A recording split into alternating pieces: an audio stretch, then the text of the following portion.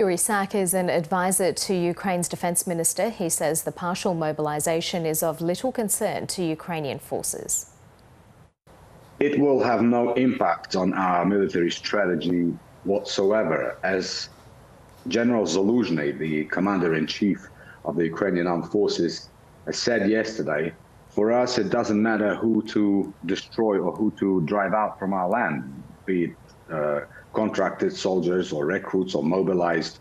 So our military objectives remain unchanged, and the fact that they are now trying to recruit another 300,000 soldiers only shows how deep and how severe are the problems with the personnel they have. Just so that you understand, as we speak now, Ukrainian army in the last 7 months has destroyed 55,500 Russian soldiers, and these are just killed in action. There are almost even more than that wounded, and those who are now unable to participate in the battle and the military activities. So they have severe problems. They have suffered major setbacks. They are stuck now, and they're looking for a way out. And this is, but maybe for them it's a measure that they believe will result in something. For us, for Ukrainian army, this means nothing. We will just continue to do what we do, liberate our land. What does Ukraine make of the nuclear threat? Is it a sign of desperation from Vladimir Putin? Russia, from pretty much the first day of this aggressive war, has been mentioning the possibility of the nuclear strike. Their propaganda machine is talking about this on a daily basis. Their top political leadership has been mentioning, and some of them actually have been even insisting that it's high time Russia strikes the so-called decision-making centers in Ukraine or Ukrainian armed forces groups with nuclear strikes. Of course, we understand that this is a real risk, but at the same time, we will not budge to this blackmail. We will not budge to the threats of the terrorist state. And we hope, and we're almost confident, that the international community will also, stand firm with Ukraine. And, this is not something that will deter us. We've seen extraordinary scenes in Russia since that address from Vladimir Putin yesterday, people protesting on the streets, others trying to escape the country. Could the Russian people have some impact on Vladimir Putin and his ambitions? The way we see it is by announcing this decision to conduct a so-called partial mobilization. Well, mind you, we've seen this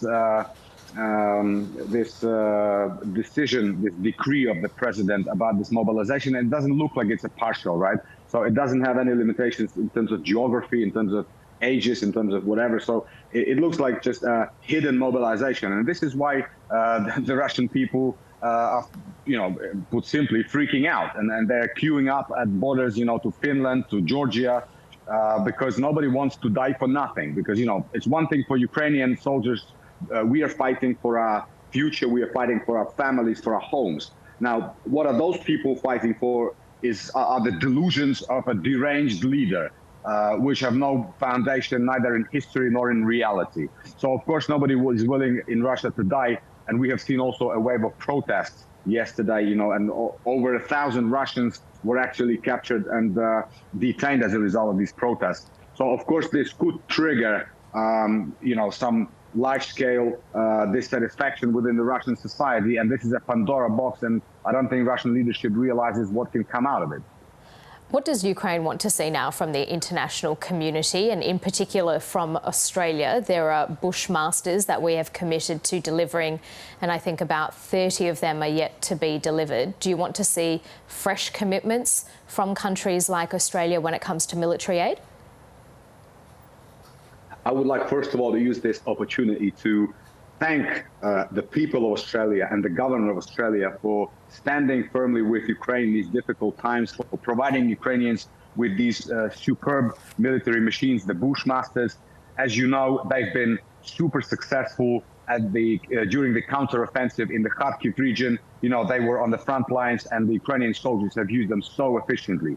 And of course, we would like to receive more, and we would be grateful for more. And we also know, Australia is a country where we have, as Ukraine, we have a very small embassy, but this small embassy is doing a lot of great work, and with the support of the Australian government, we're receiving this military aid. So we know as well that you have these superb new, they're called Hawkey, light four-wheel drive protected mobility vehicles. So during the next stages of the Ukraine's counteroffensive in the northeast of Ukraine, the south of Ukraine, of course, these Hawkeys probably as well would be very useful, and we would be grateful if you consider providing some of those to Ukraine as well as Bushmasters. I mean, they've been spectacular. So thank you again to the Australian government, Australian people for your support. Yeah, we've heard the Hawkeye being mentioned a couple of times in requests now over the last couple of days. I'm sure the message is filtering through to the Australian government. You mentioned the counter-offensive in the Kharkiv region. It's been hugely successful, but the discovery of mass graves in Izium must be so difficult to see for your people. You know, you would think that after 7 months of this brutal, aggressive war, after the 7 months of these war crimes and atrocities that we have already seen in places like Bucha, like Irpin, like Mariupol, that we as Ukrainians, we would be used to it, but we are not. Every time we see the discovery of a new mass grave, the discovery of new evidences of these war crimes, you know, people were, the bodies of those people, they were exhumed from that mass grave in Izium with their hands tied behind their backs, whole families, elderly people, women, children. So, of course, this is a very traumatic experience for us as a nation, and but it only makes us more determined to, first of all, to win this war, and second of all, after our victory, to set up an international tribunal for war crimes and to bring to account every war criminal who is responsible for these war crimes. And just for your viewers, I would like to also mention that we have, according to our information, you know, justice moves in very mysterious ways sometimes.